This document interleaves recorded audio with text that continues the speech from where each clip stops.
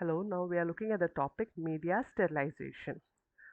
Just as in any laboratory practices where we are culturing organism for different uses, a bioreactor is also using microorganism. So you want the sole microorganism which is used for production to grow to its highest potential. You don't want any other microorganism to grow in its place. Okay, so media sterilization is a very, very, very important step in fermentation technology. So what is the need for media sterilization? So if your medium, if the bioreactor fermentation medium is contaminated, it can lose to the productivity. The product will be not formed efficiently. Why? Because the same medium has to support the growth of the productive organism plus the contaminating organism. And in some cases, the final product, whatever final product is formed, that is also contaminated. And there are cases where the contaminant, okay, the contaminating bacteria can outgrow the productive bacteria and finally displace it from the fermentation. So in your final product, you won't see a single useful bacteria. Whatever is growing is a contaminating bacteria. It will be overgrowing. It will be producing whatever it is producing, which is not our aim. So this mostly happens in continuous fermentation. Okay, and if the contaminating bacteria are there and if it is producing some product, the extraction procedure will be very difficult because we have to separate the product of the contaminating bacteria from our useful product. There are cases where the contaminating bacteria can also degrade the desired product. So whatever product we are producing, it might be formed, but this contaminating bacteria might degrade this product, which is also an unnecessary, unwanted thing. It should not happen. And if this phage, bacteriophage, or the phage which is growing on fungus, can lyse the cell, can lyse the cell that we are depending on, the useful bacteria or fungus, and can ultimately result in the stopping of the productive phase. So due to all these reasons, sterilization is a strict essential thing in any fermentation. So how can you do sterilization? What are the different techniques? The different techniques are heat sterilization, mechanical methods, radiation, and chemical methods. Even though we have so many different techniques, not all the techniques are used in industrial fermentation. The mostly used ones are heat fermentation, and in heat fermentation you have two types, batch and continuous method, and filtration. You can also use different types of filters. So these are the mostly used method, but we'll look at every other methods available. So radiation, UV, X-ray or gamma radiation can be used for sterilization. So even though these are used certain times in food production industries, these are not very common in industrial fermentation. Okay, then chemical methods are there. So many disinfectants are there which are used for sterilization, but due to the risk of these chemicals inhibiting the fermenting organism or the useful organism, and since some residues of these chemicals might be left out in the medium or in a fermentation apparatus, this is not a preferred method. And in mechanical method, you have a whole lot like centrifugation, adsorption to activated carbon, filtration, etc., of which filtration is the most practical one. And filtration, we go for filtration when heat sterilization is not a good option. So when a heat sterilization not a good option? Because sometimes some components of the medium can be heat sensitive and they can be denatured by use of high temperature or steam. So in such cases, filter sterilization is preferred. So deep filters, membrane filters, etc. can be used for filtration. But filtration also have some disadvantages, like some components of the media might get stuck onto the filter posts and it might not be completely filtered. It might not come out. So this is the disadvantage of the filtration, because by filtration you want to remove the bacteria, so the pores will be very very small.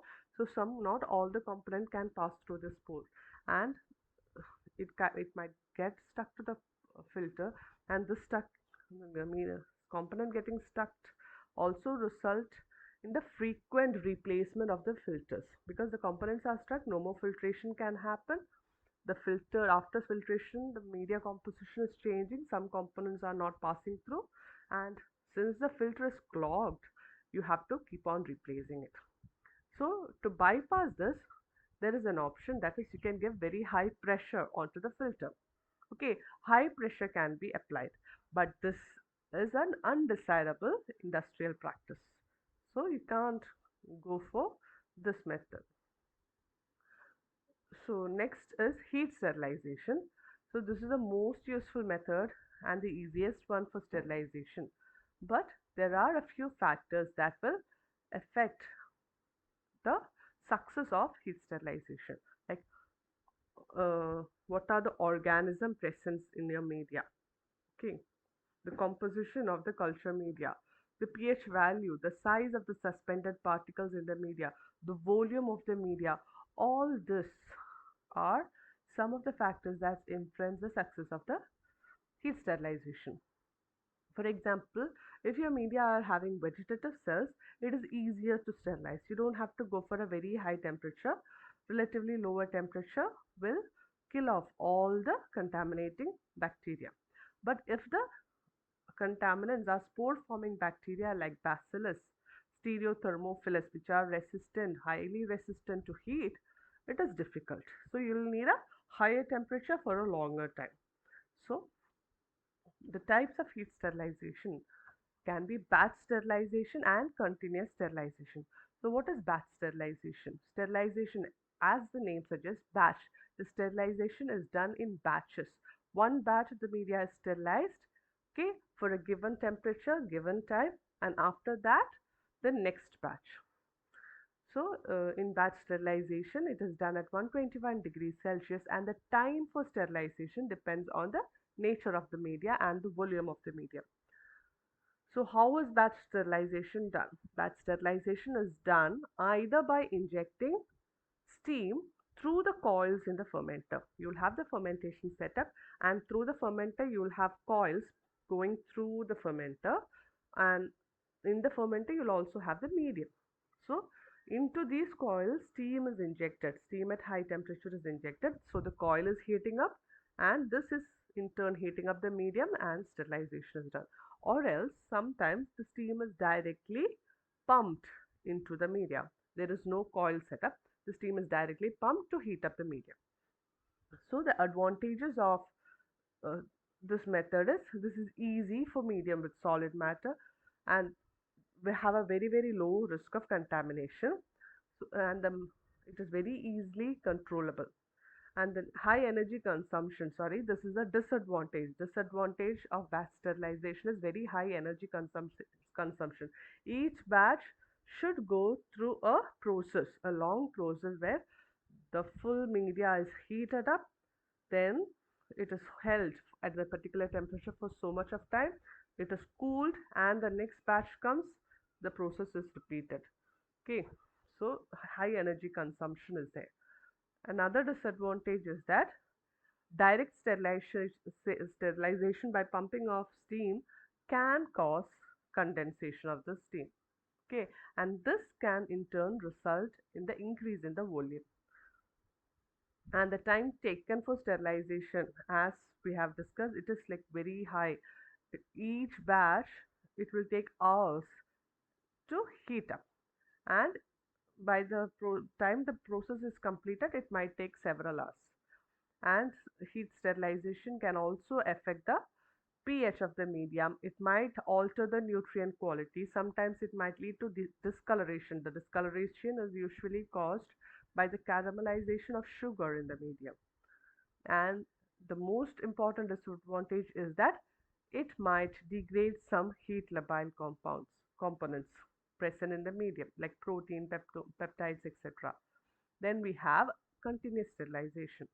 So continuous sterilization here medium is continuously passed through the heat exchangers and it is sterilized. So here what happens is the medium is sterilized at 140 degrees Celsius for a very short period of time, like 30 to 120 seconds. Okay, and the sterilization is happening by direct steam injection or by using heat exchangers. So in the figure given here, you can see a continuous sterilization setup with heat exchangers. So in this example, what is happening is sterile medium. Okay, sterile medium is coming in. Okay, and it is coming into the first heat exchanger, which is preheated at 90 to 120 degrees Celsius. Okay, sterile medium is coming in, and not sterile, sorry, unsterile medium is coming in to the first heat exchanger, and this first heat exchanger is heating it up to 121 degrees Celsius, and the time taken will be 20 to 30 seconds, and then it exit this heat exchanger. Okay, then what happens is it goes to the second heat exchanger. The second heat exchanger is heated with a steam up to 140 degrees Celsius. So steam is passed through and the heating, it was previously in the first heat exchanger, it reached 120 degrees Celsius. Now it is reaching a higher temperature, that is 140 degrees Celsius. Now it is maintained at 140 degrees Celsius for 30 to 120 seconds. At this time, in this uh, 2 to 2 minutes, the medium is getting sterilized. We know that this is high temperature short time method, and the heating is done like this is held at the particular temperature in holding pipes, and then again it goes to the first through the first heat exchanger. So what is happening here is the first heat exchanger, whatever first heat, it is a second circle. Okay, so unsterile medium is coming in. So in the first heat exchanger, it is getting heated up to 121 to 120 degrees Celsius. It is pumped and steam is applied again. It is going to 140 degrees Celsius. Then it comes back to the first heat exchanger. So whatever medium is coming here through the tubes, okay, in the heat exchanger, it is not mixed. This is through the tubes, through the arrow marks you can find. So now this particular medium is very, very hot, 140 degrees Celsius. So what is happening here is that this medium is cooling. The sterilization is completed. Now the medium should be cool. So the medium is cooling in this heat exchanger. So how is it cooling? It is cooling by transferring its heat to the unsterile medium that is coming in. So the unsterile medium is again coming in, and this unsterile medium is heated up to 120 degrees Celsius by the heat from the already heated up medium. So in this time, in this chamber, the 140 degrees Celsius medium, the temperature is coming down. Okay, and cooling is happening, and then it goes to the next heat exchanger where complete cooling of the medium happens. Complete cooling is happening and it is 20 to 30 seconds. So this process, whatever heat is added, okay, here you can see the heating or the steam is only applied in a single place. The first heating is done by the hot media itself, so it is very much energy efficient. So we have two different methods, that is batch and continuous sterilization. So in this method we are using heat exchangers. Then it's not just the media that has to be sterilized, air also need to be sterilized. So in case of air, the preferred method is filtration. You can also use heat, you can use UV radiation, gas scrubbing, etc. to sterilize air. Okay, so heat sterilization, how is heat sterilization of air done? The air is passed through electrically heated element, but this particular technique is very, very expensive, so it is not used. The next method, or the most common method, is filtration. So, to remove airborne contaminants, both the input and the output air will be having filters attached. Okay, but these filtration process, it cannot remove bacteriophages. The two type of filters used for air filtration are glass wool filters and membrane filters. Okay, so in glass wool filters, the particles are trapped by the effect of physical effect, a blocking effect, diffusion, gravity, separation, electrostatic attraction. So many physical effects are happening, and the particles are trapped, and the sterile air is passed through. But the problem with this particular glass wool filtration is that the filter will have to be changed frequently due to shrinkage and solidification during steam sterilization. You will have to steam sterilize the filter if you have to use the filter again. But the steam sterilization of the filter can lead to shrinkage of the filter and solidification.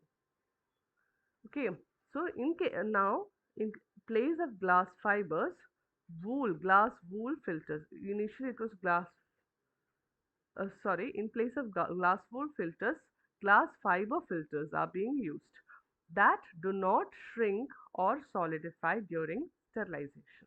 Then we have the membrane filters, which is made of membrane materials like cellulose ester, nylons, etc. These are very easy to use and can be replaced frequently, and it is less expensive than the glass wool filters. So this is all about the media sterilization part.